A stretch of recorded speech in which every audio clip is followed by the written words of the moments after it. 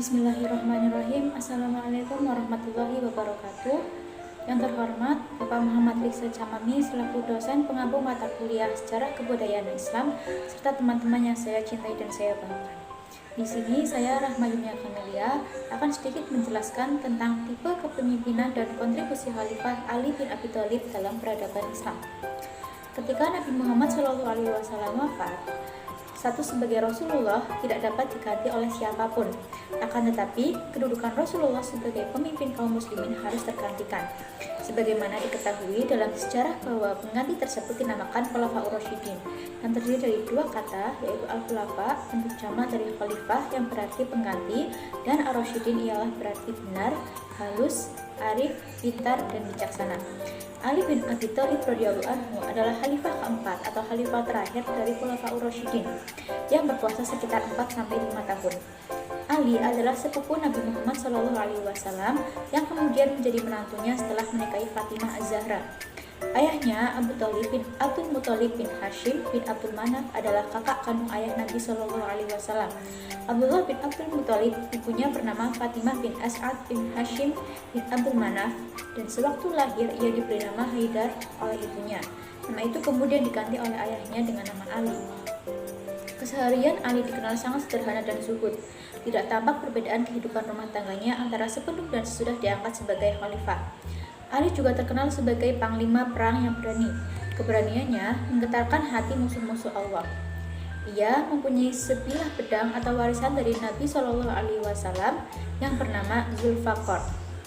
Ia turut serta pada hampir semua peperangan yang terjadi di masa Nabi SAW dan selalu berada di barisan terdepan. Beliau juga dikenal cerdas dan menguasai banyak ilmu agama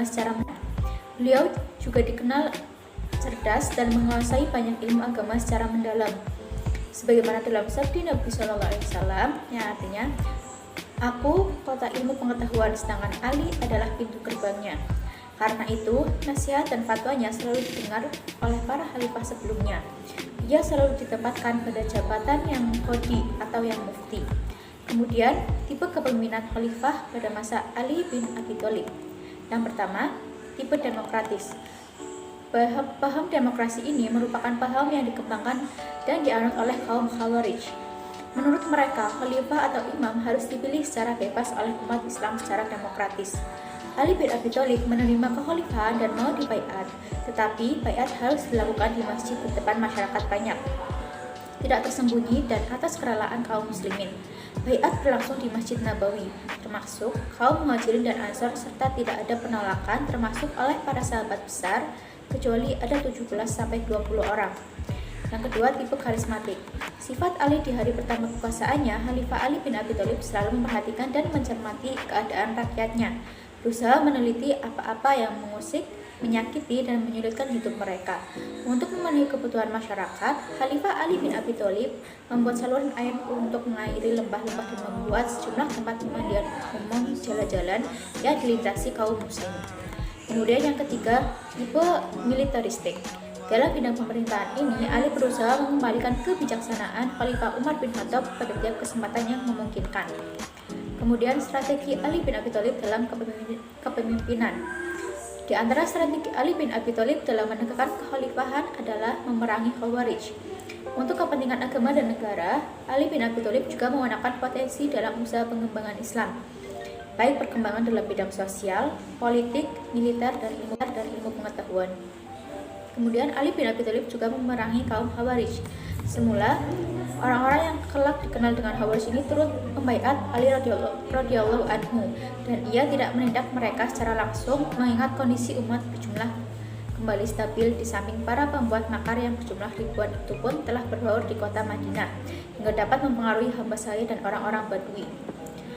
Kemudian, pada masa pemerintahan Khalifah Utsman bin Affan, keadaan mulai berubah. Perjuangan pun sudah mulai terpengaruh oleh hal-hal yang bersifat duniawi.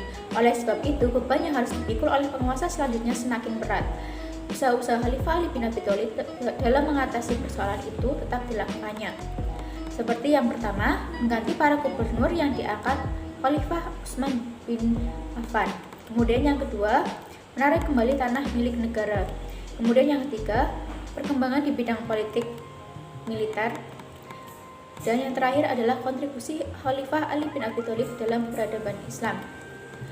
Adapun kontribusi Khalifah Ali bin Abi Thalib dalam peradaban Islam, yang pertama perkembangan di bidang ilmu bahasa, yang kedua perkembangan di bidang pembangunan, dan pada saat masa Khalifah Ali bin Abi Thalib ini pembangunan kota Kufah itu dikembangkan lebih mendalam.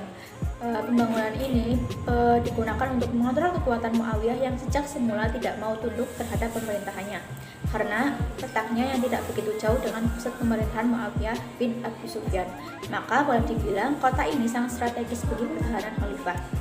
Sekian yang dapat saya sampaikan. Apabila ada kekurangan mohon dimaafkan. Wabillahi taufiq wal hidayah. Wassalamualaikum warahmatullahi wabarakatuh.